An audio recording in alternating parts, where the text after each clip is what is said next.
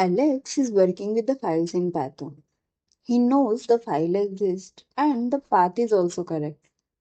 So everything looks fine.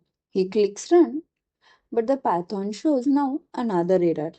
This error is called permission error, and it means Python found the file, but it is not allowed it to access it.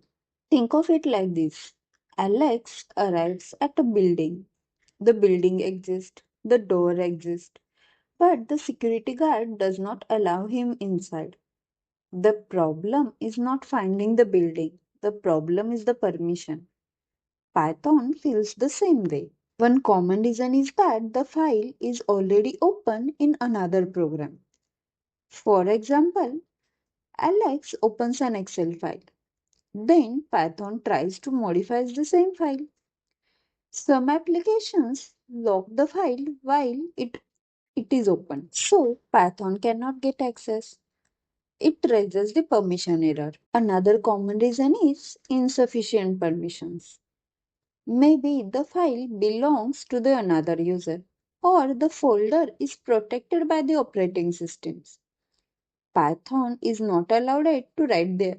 For example, trying to save files in a protected system folder can fail.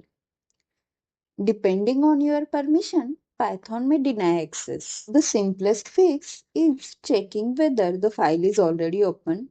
Close Excel, close Notepad, or close any program using the file. Then run the code again. You can also try saving the file in a folder where you have a full access.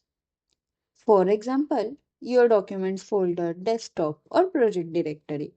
Whenever you see permission error, check these things.